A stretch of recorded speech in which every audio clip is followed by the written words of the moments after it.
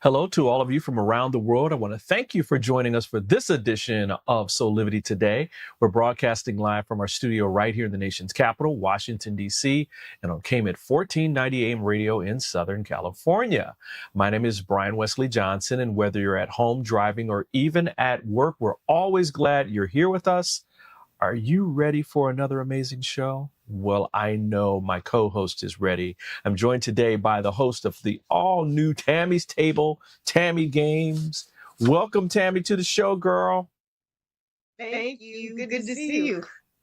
Good to see you, too.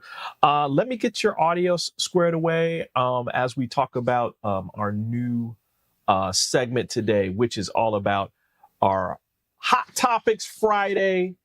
Most of you are familiar with all of this.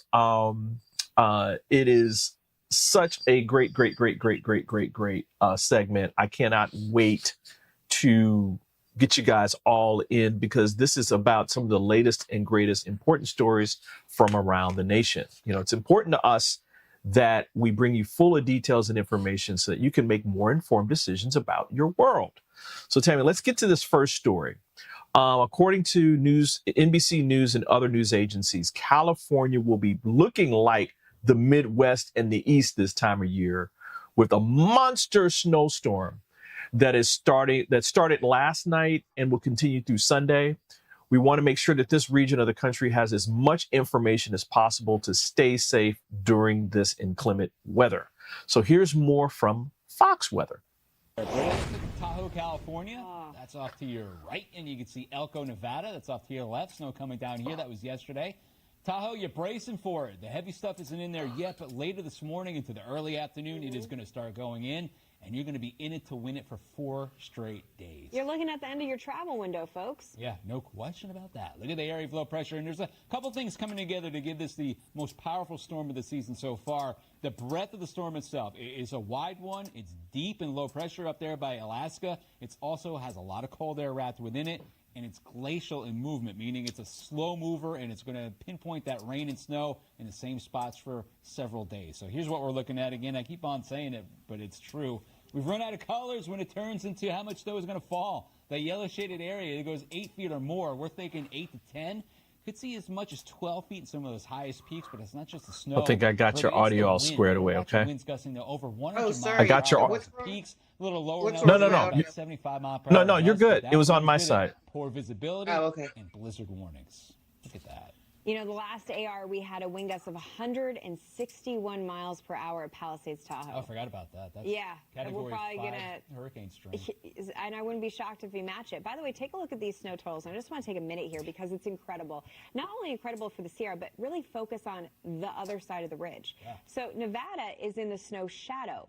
You usually dump all of the moisture on one side, so you have dramatically lower totals in Nevada. But when you're getting 10 to 12 feet on the side that gets hammered. Right. We're talking about 2 to 3 feet of snow for Carson City. That's some good spillover. I mean, it's crazy. Or pardon me, an update here, because keep in mind we get new model data. 18 to 24 inches, so 2 feet of snow. Wow. So that is a ton of snow for Carson City. Their average February is 5 inches. That's amazing. So 5 inches is their average, and the most that Carson City has ever seen in February was, definitely less than that. Their annual for the whole year is 26 inches. That's spillover for you, and it doesn't happen often, you're right, but that's just a testament to how cold the air is as well. So it's not going to warm up too much once it gets down the mountainside, at least not initially. So you're talking about elevations as far as Reno. You're going to see those snow showers come down. It's going to be heavy at times. So that's something we're watching. Wow, Tami, I was just reading about this, that at the peak of the storm, some locations like Donner's Pass in California and Lake Tahoe on that California-Nevada border could experience snowfall at rates of 1 to 2 inches per hour and wind gusts up to 100 miles an hour for 72 hours straight. So it is serious, girl. It's serious out there. And I heard somebody say it's too late to evacuate. Oh, yeah. No, you're there. They're there. I'm an East Coast girl, so I'm not new to heavy snowfall. Like, this is how I grew up. Right. I remember being at my grandmother's house up in Hartford, and I think we got like 4.5 feet of snow one night. Like we went to bed and when we woke up, like we couldn't even open the front door because there was so much snow. Wow. But yeah, but it speaks to I love climate change deniers. Like, are you kidding me? Like you don't even need science for this. You just need to go walk over to your window and look outside. Like I don't understand.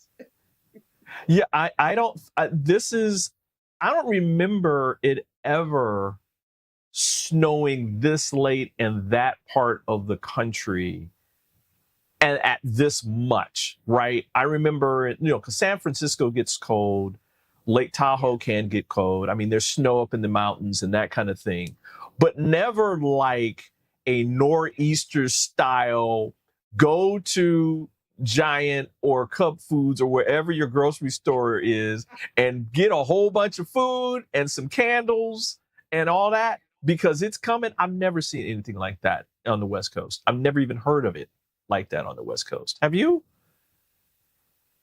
Um, Brian, let's think back for a minute. Like for the last All right. couple of months, the West Coast has been getting slammed. Yeah. So Rain. the rain, flooding, Yeah.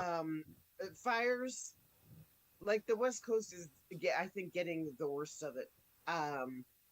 But no, my brother is out there, my son Mm-hmm. is out there, and they're just Yeah. saying like my son showed me pictures of a river that was overflowing a bridge Right. Right. in Right. Southern California. Um, I think it's unfortunate. I feel bad for the people out there, but I also feel like we need to get more serious about climate change. All right. All right. You're bringing it now. I mean, that's the truth because um my uncle who he's now retired, but he was an LA County fireman paramedic. This was back in late 90s, early 2000s. They were going up into the hills and fighting the brush fires and the San Andreas winds and all that kind of stuff would come through and would have fires there, and they were becoming more and more and more frequent. And he was saying something's going on, right? Something is Because going on. because he said we've never had it, and it's consistent. Every year we get worse and worse and worse and worse and worse. And now, they weren't getting enough rain and snow years ago. Now it's completely flipped. It was like a And drought. oh man, yeah. I mean, because they relied upon the snowfall for like rain, clean water, and that kind of thing. And so it's like drought conditions. Now they're getting way too much, and it's because of climate change. I mean, stuff is like shifting and all that kind of stuff. So again, we wanted to cover this today specifically because it's like one of those, hopefully a one in a lifetime generational storm.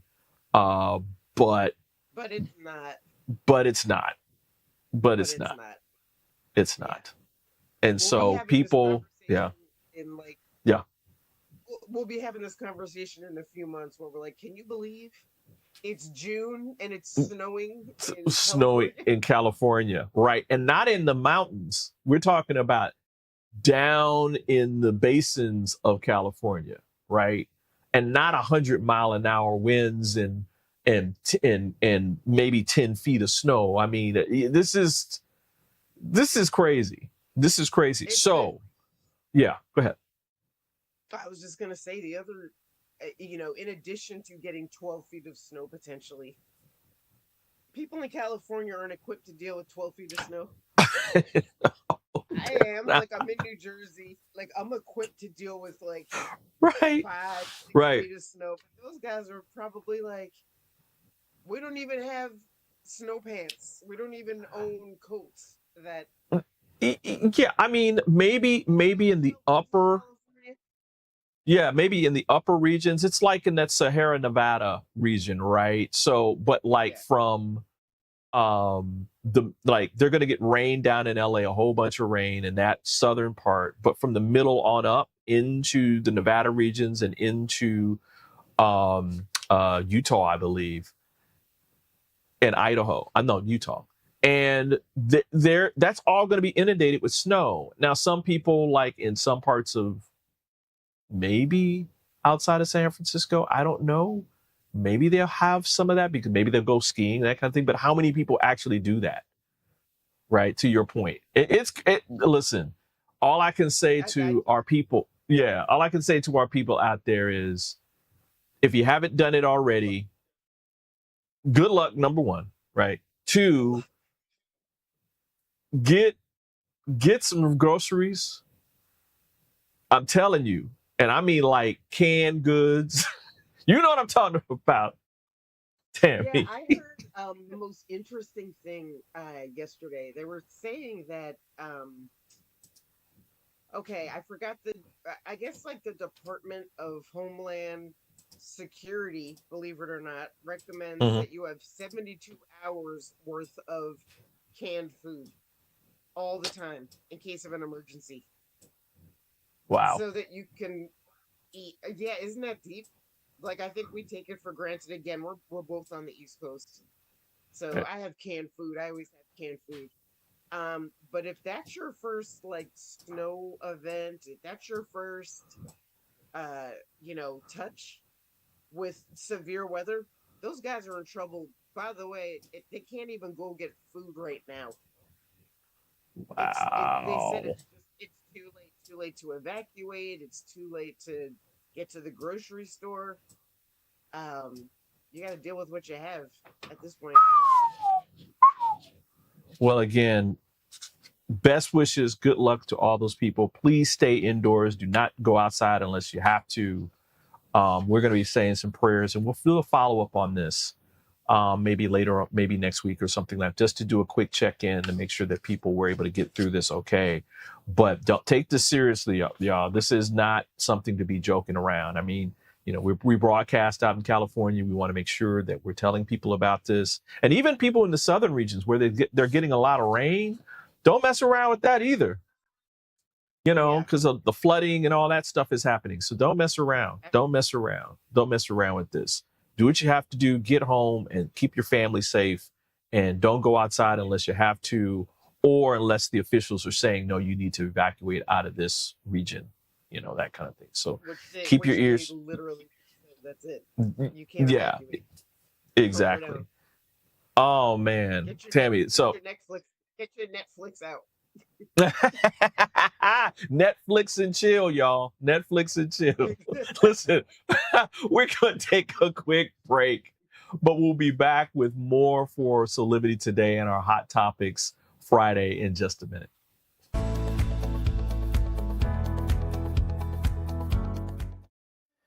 Do you see me kneeling on this dual roller called Parasetter? It's actually comfortable because of this channel and the softness of the special foam.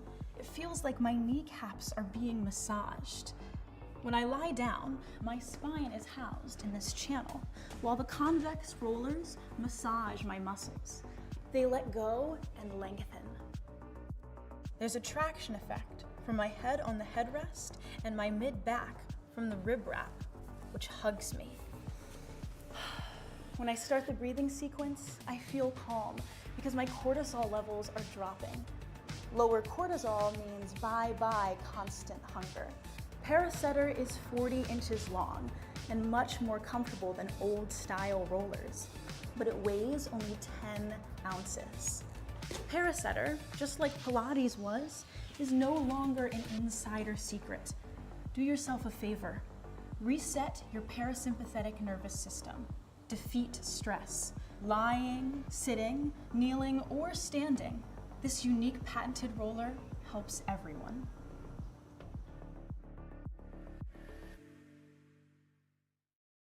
Six years ago, when I started Soulivity, my vision was to support everyone in improving their life through the discovery of their passion and purpose.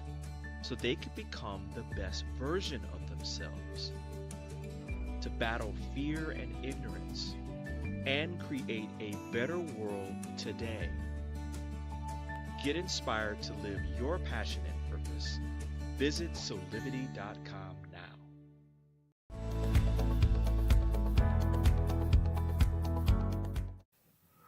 Hey, we're back here on Soulivity today for our Hot Topics Friday, where we are bringing you some of the latest important stories from around the nation. Tami Gaines is back with me as well. Hey, Tami. You might get a little pissed about this next one, so I'm just going to warn you and our audience. All right, so last week, Alabama Supreme Court created a new dimension to the post-Roe reproductive health landscape, ruling that frozen embryos created through in vitro fertilization are children, yes, are children under state law. And the women in Alabama were not pleased. Let's learn more about this from ABC News. They came from all across Alabama. I want to keep fighting for my embryo and hopefully get a solution to this soon. Ready to fight for the right to grow their families. I want to let the legislators know that the world is watching. Our country is watching. My husband and I have been trying to expand our family for the last 3 years. Many of these people left in agonizing limbo, blindsided after the Alabama Supreme Court shocked the country, ruling that frozen embryos created during IVF are considered children. We call on the state of Alabama to provide immediate, complete, and permanent access to IVF care for the women and families of Alabama. It's one thing to have this pro-life, pro-choice discussion. It's another to deal with it with IVF, because all we want to do is create life. Now the threats of potential wrongful death lawsuits keeping 3 main fertility clinics in the state on pause.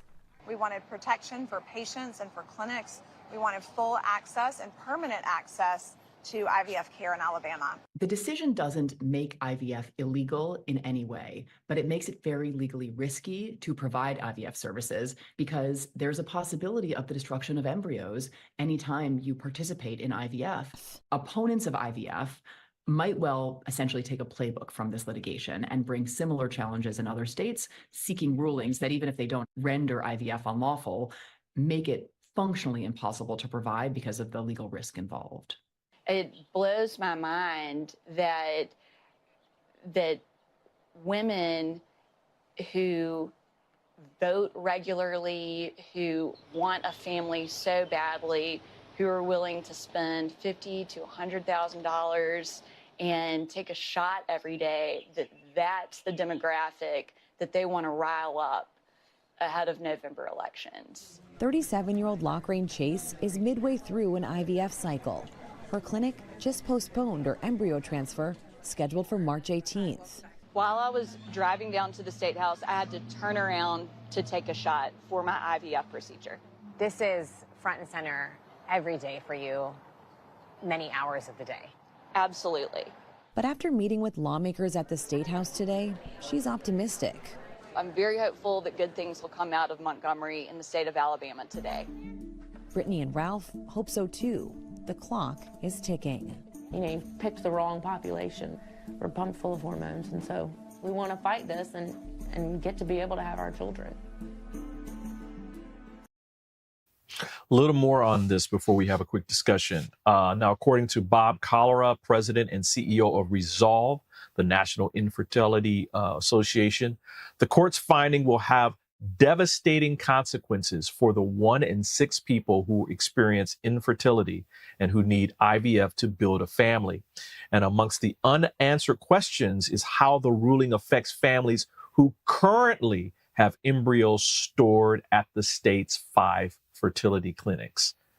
5, y'all. There's only 5 clinics in the whole state. Just want to point out these facts. Tami, go. I know you got some thoughts about this. I got thoughts. How do we go, Brian, from a country of freedom and choices to a country where the government, whether it's state or federal, is controlling every part of a woman's reproductive health. Whether it's your inability to get an abortion or your inability to create a family, like build your family. It's so shameful. It makes me want to move someplace else. And it's just getting worse. Not enough people are outraged. And specifically for Alabama, listen, let's be real about something. 76% of Alabama third graders are reading at grade level. Why don't you turn your attention to educating your children and leave us alone? Like, leave this alone. Like, I don't know, are they sitting like in a boardroom somewhere? Like, how else can we jack up a woman's reproductive health and her ability to choose? I think that's exactly what's going on. I think that you have, excuse me, my beautiful and amazing white people out there that sometimes y'all get it. But you have white men that are sitting around in a boardroom saying, this is a problem. We have to control this. And they make it a political thing. I mean, just to give everybody a depth and breadth, it was just announced maybe yesterday that former President Donald Trump, who is more than likely going to be the GOP nominee for president, has endorsed a guy who is endorsing IVF bans, like just get rid of it completely across the nation. This is what they want to run on. What I want to say, I can't, because I feel like someone's going to smash down my front door. Yeah, we're a family-friendly show. We're family-friendly, so, everybody's talking about Biden's age, but nobody's talking about Trump's stupidity. Right. Like, that dude is not smart. He has no policy. And what happened in Alabama is so dangerous, not just for people in Alabama, but for the entire country. Like, these are all precedent-setting things. Right. And by the way, no offense, Alabama, y'all need to, you have a bad track record of making decisions. I think we should pick a few states, and they're allowed to be absorbed by Mexico. Tami.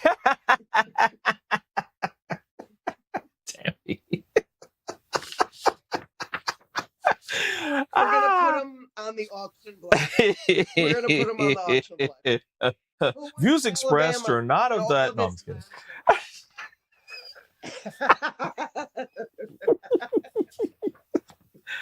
But I feel These you. are not the views. But I feel you.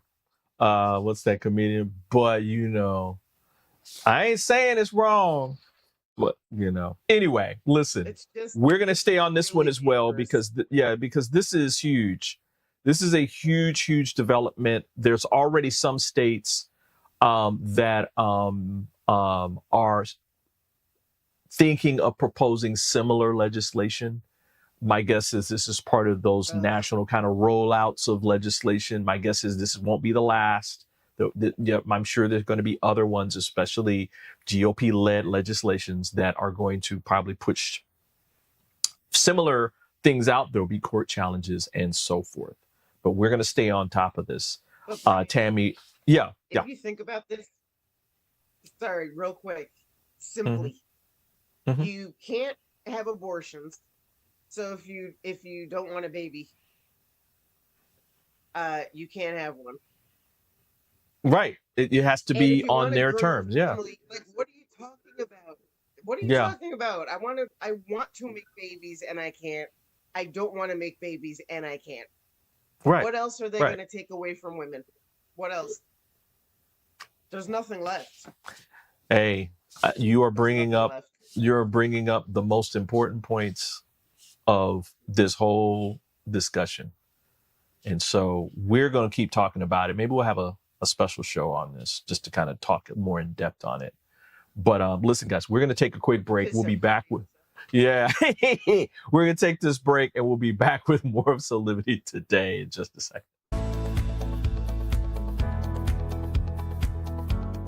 Hi there, this is Brian with Soulivity.com.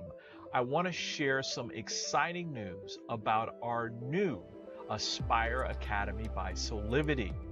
Now, you probably want to know what the Aspire Academy by Soulivity is. Well, it exclusively connects you with people around the globe and who share the intense desire to improve themselves and create a better life for themselves today. There's classes, there's workshops, there's live events, and even more exclusively just for you. You see, I wanted you to have a safe space where you could grow, you can learn, and it would empower you in all aspects of your life, including your mind, your body, and your soul. So how do you get started? Well, it is so easy. First of all, the best part, joining Aspire Academy is absolutely free. Just click on the Join Now button, sign up, and begin your journey. As a special part of this invitation to you, there are some free courses that are available for you to try from our amazing roster of coaches and collaborators. It's our way of saying thank you for all of your support and being with us along our journey of expansion. I hope you enjoy the Aspire Academy by Soulivity today. Start the process. Learn more about your passion, your purpose, and how to live a higher quality life.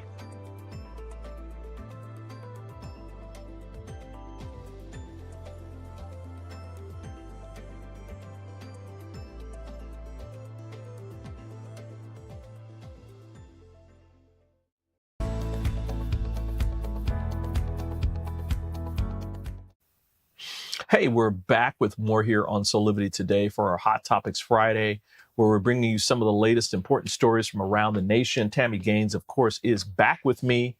Tami, it's been called the greatest wealth transfer, where millennials are poised to become the richest generation in history. But what does that really mean when baby boomers pass on their property and equity-rich assets to this younger generation over the next 2 decades? Now, while that's all happening, some say that it's not what it appears to be. And so I was like, okay, maybe our audience needs to learn more about this because I'm really confused.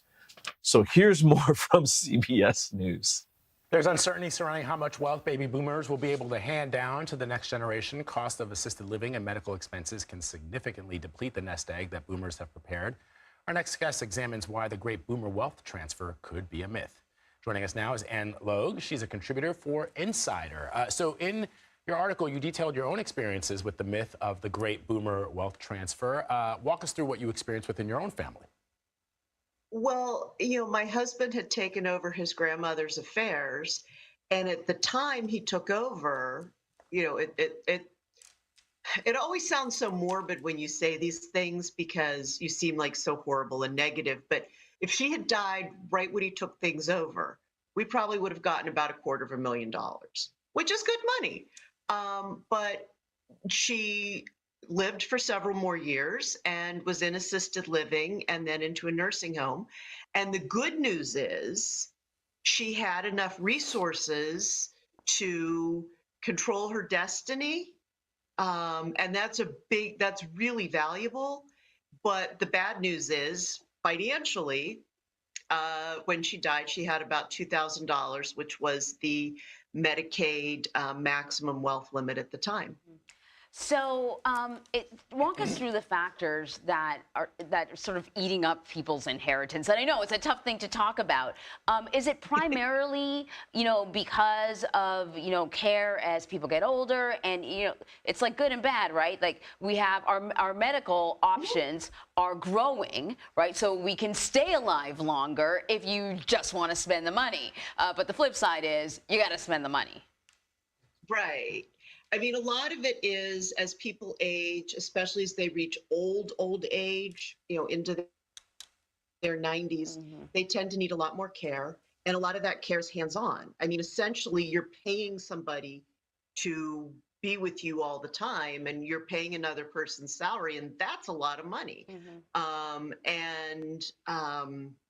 So that's an enormous factor. Another factor is that in general, people are living longer, although we've seen a little bit of a decline in life expectancy, partly due to COVID in recent years. And then another factor is that people spend money in retirement. It's not just on medication, but it's on travel, and it's on, housing and lifestyle and all the other things. So the fact that the baby boomer has about half of the wealth in this country does not necessarily mean that it's going to be inherited by the next generation. An awful lot of that wealth is there to support them through their old age, and it will get spent. I wonder how much of this is a uniquely American phenomena, and one specifically that may not even include, for example, folks living in New York City. So let me explain what I mean by that. Like, I only have the reference of my great-grandparents and my grandparents, who in both cases, my great-grandmother lived with my grandmother until she died, and my grandmother lived with us until she passed. And in New York City, you see, because it's a self-contained island, you see a lot of older people in their 80s and 90s still going about their day as slowly as they can, as opposed to if you live in the suburbs where you got to drive and you need people to take you to where you need to go. So I wonder, like, in our family, the idea is always that we're never putting people in assisted living, but I don't know if that... I'm gonna springboard off of that, because I think it is something that may be unique to our culture, not because of what you said, but because people are not living close to their parents anymore. Their parents are aging, and they're not there the way your family was for the people who were getting older in your family. So we have like 30 seconds to answer that really deep philosophical question. Well, there's two issues, and that's one issue, which is that people don't live with their families. A lot of that, though, is because older people in this country want to be independent. I think all of us have had or many of us have had the experience of dealing with an older relative who wants to continue living alone and wants to continue driving when maybe I was just going to say driving. And that's so true. So great talking to you. Really interesting. Thank you very much. You're welcome. Thank you for having me. Really interesting discussion. Tami, some experts say this shift would see about $90 trillion in assets move between generations, but it's still unclear what it will mean for younger generations, given that people are living longer and more independently, as the expert was saying. What were your thoughts when you were hearing about this? I had so many thoughts, Brian. Yeah. So I've been saying for when I say a long time, like 20 years, we don't take care of our seniors. We're a very different generation. Like I think the gentleman said in that story, back in the day, if you had an aging relative or somebody that needed help, like you would move them in with you to take care of you. Not so anymore. And assisted living, and this hits home, assisted living costs money. AIDS costs money. Absolutely. So it's, I think it's a shift in our societal view. But I have long said, like, I loved my grandparents, both sides. They didn't move in with anybody. They were like fiercely independent. But they also had a lot of money when they died. Like, they had resources when they died. I don't think we're going to be seeing that much, whether it's because people are spending money. People are living longer, right? People are living longer. They are traveling. You know, in their 80s, they're taking cruises, and they're, you know, I just think everything has shifted. And financial responsibility has also shifted, which, by the way, it's tough, like, to be on the outside, like, looking in on your aging relative. Yeah. I don't know Yeah. if that's, it's like our society, like our culture, but I'm like, I have no idea how much money they have. Like, I have no idea, like, what's going on. You know, I think that thank you for all these points, because these are all important points that I think people need to take in.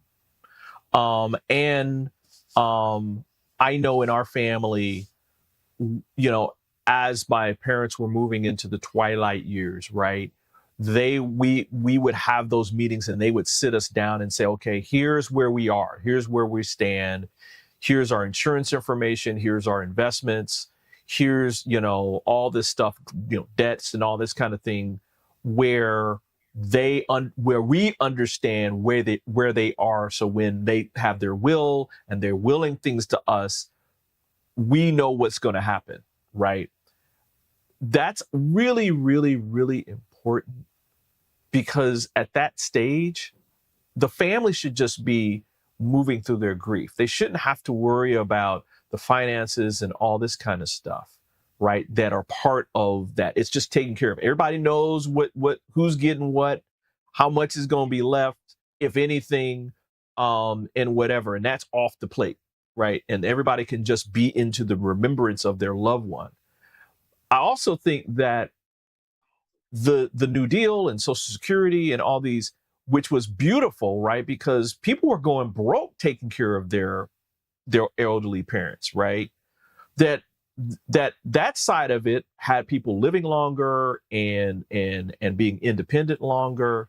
But there's the other unintended consequence, which is, okay, how do people continue to finance themselves in through those years, as they're getting older, and then when their health is starting to fail, who's going to be there to take care of them? And so all these things are part of this whole wealth transfer and all this kind of stuff. And it isn't just black and white, where it's like, oh, this new generation is going to just get dumped with a whole bunch of money. That's why I wanted to kind of take this kind of view to it, right? Where it's like, it's more complex than that. And more importantly, like Tami, you were just saying, start having those conversations with your older parents. They don't have to tell you everything. That you can slowly ease into a lot of this stuff, but start having those conversations, even if it's difficult, because it will be a more beautiful way for them to transition over to the other side, than it being this, family members fighting and, oh no, he told me this and then she told me that, and all this kind of craziness that can typically happen when things are unclear. So, but there's another side to that, Brian. I got to tell you, I just lost my I got you. Yes, real quick. Oh, sorry, really quickly. He wanted to have those conversations.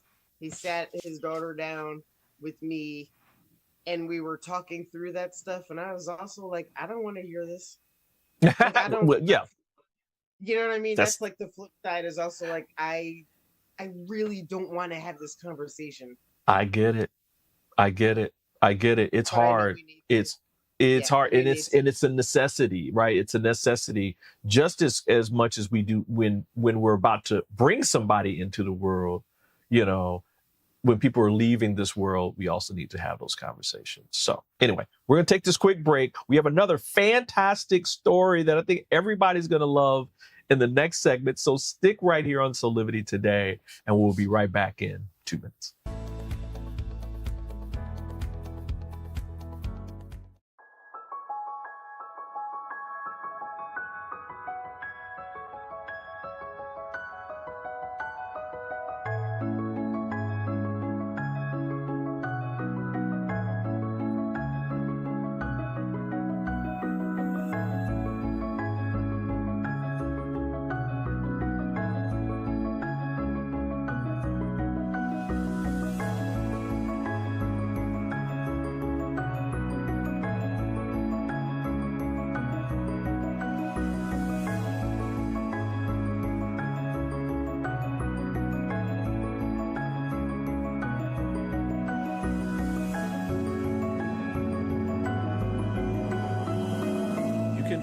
all of the Satana products at our Go shop at go.soulivity.com. Have you ever asked the question, if I was to be anything, what would I be? Regardless of money, regardless of status, beyond popularity and fame. Living your passion, feeling your life has purpose.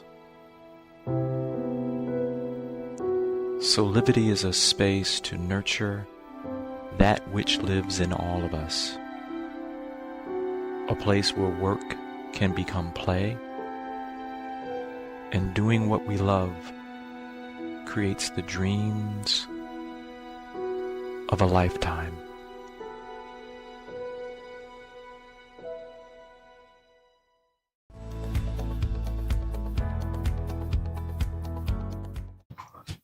Hey, we're back with more here on Soulivity today for our Hot Topics Friday, where we are bringing you some of the latest stories from around the nation. Tami Gaines is back with us.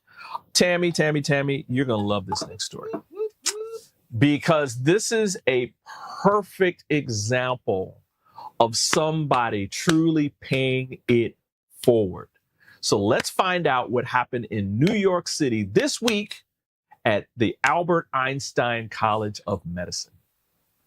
Love this. I'm happy to share with you that starting in August this year, the Albert Einstein College of Medicine will be tuition-free.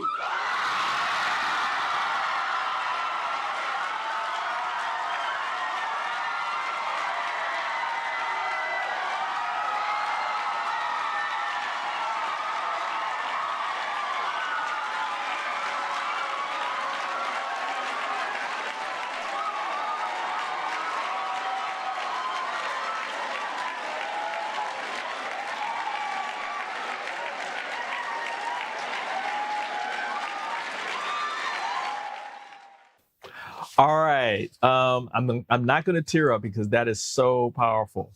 Here's the back. I know. Here's the backstory. Dr. Gottsman, who was the lady who was just speaking, now 93 years old, began working at that school in 1968. She studied learning disabilities and ran literacy programs and developed the widely used screening and evaluation protocols. Now, her late husband, David, or AKA Sandy Gottsman, founded a prominent investment house and was an early investor in the Berkshire Hathaway, firm, Warren Buffett's international conglomerate.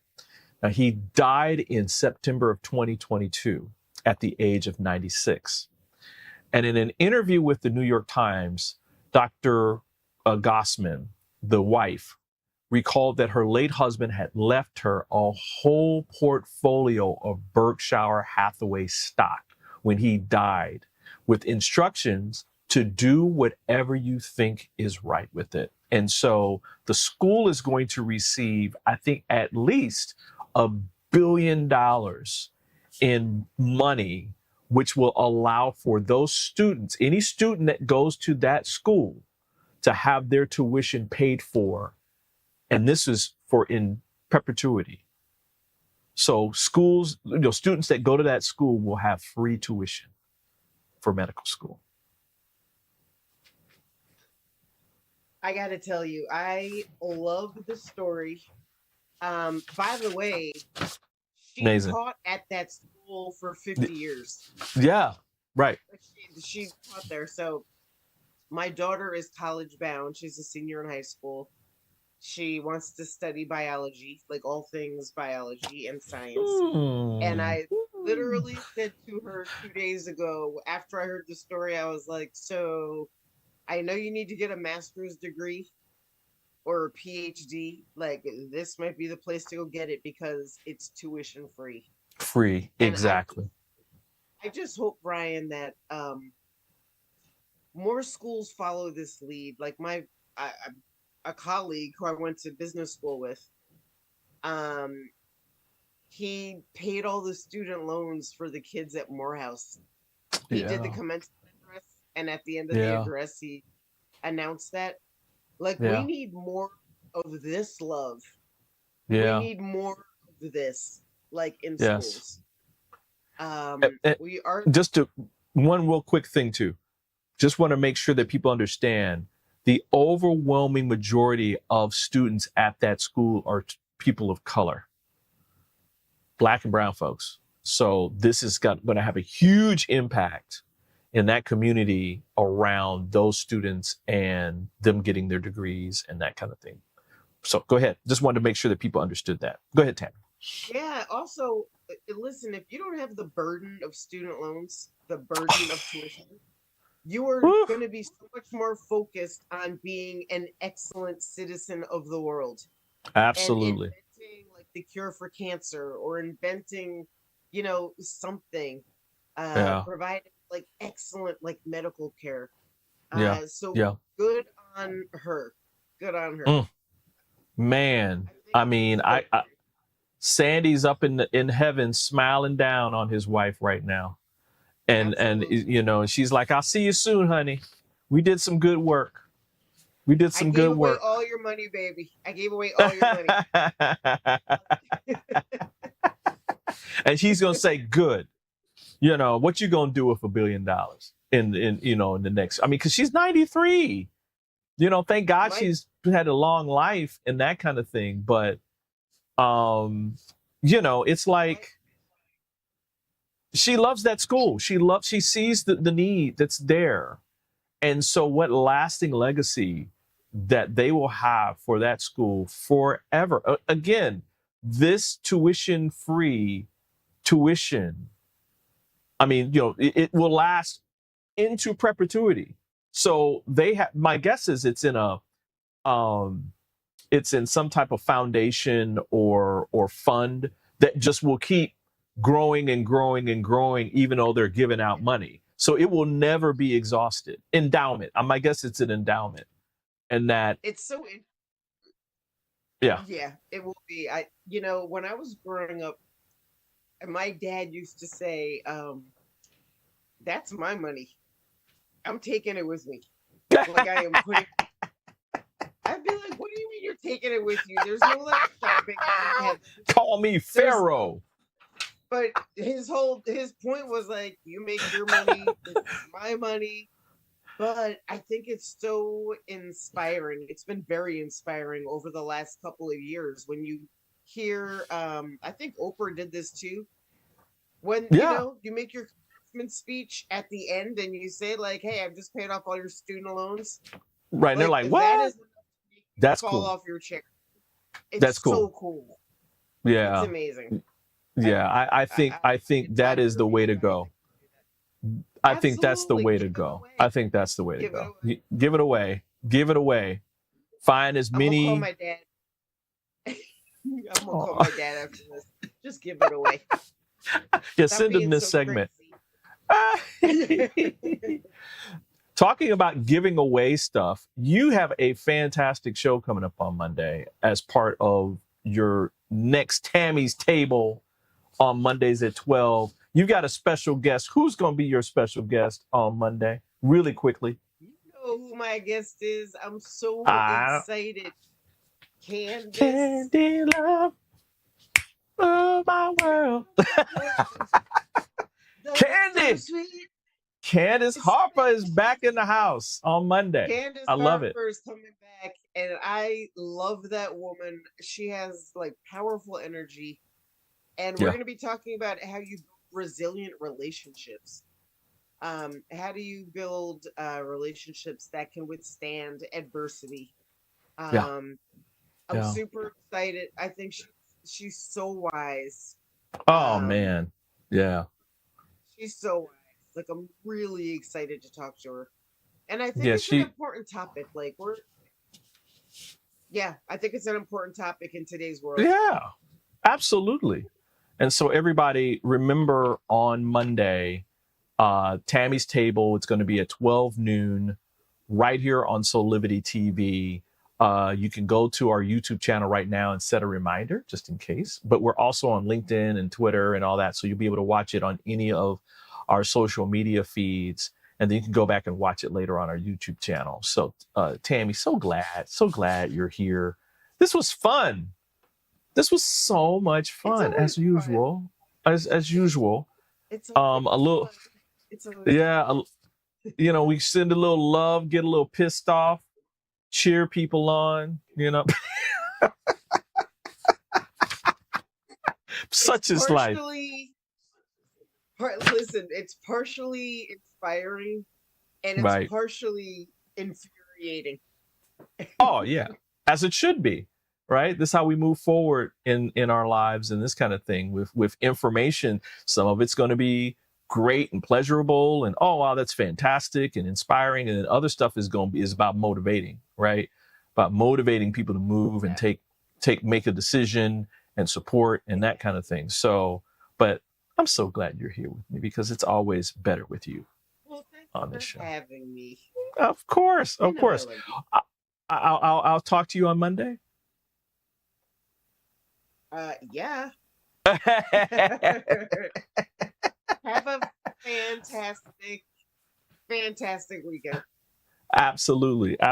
Listen, everybody, before we get out of here, just want to remind all of you that we are on social media. As I was saying before, you want to follow us on all of our Soulivity channels, maybe Facebook or Twitter or Instagram or Threads. We're always there. Just do a search for Soulivity and you will find us and you can follow us. Also, please make sure that you download these episodes on our podcast, Soulivity Today podcast. We're on all the major podcast providers, including Spotify and now even Apple Podcasts. So those of you with iPhones and iPads can now hook up and see us there. Listen, we're almost out of time. Just want to say to you, this is how we do it Monday through Friday right here on Soulivity. Listen, you can listen or watch this show or, every Monday through Friday at 8 a.m. Eastern, or you can listen or watch us on KMET 1490 AM radio in Southern California. Until next time, keep, working that passion and purpose, and you're going to get to that high quality life. We'll see you next time. Bye for now.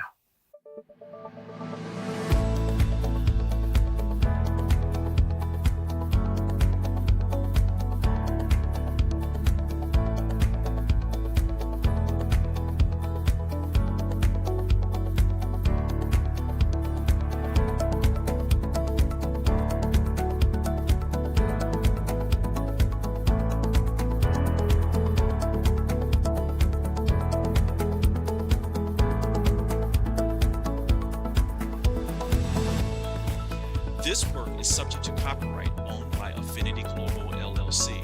Any reproduction or republication of all or part of this is expressly prohibited unless Affinity Global LLC has explicitly granted its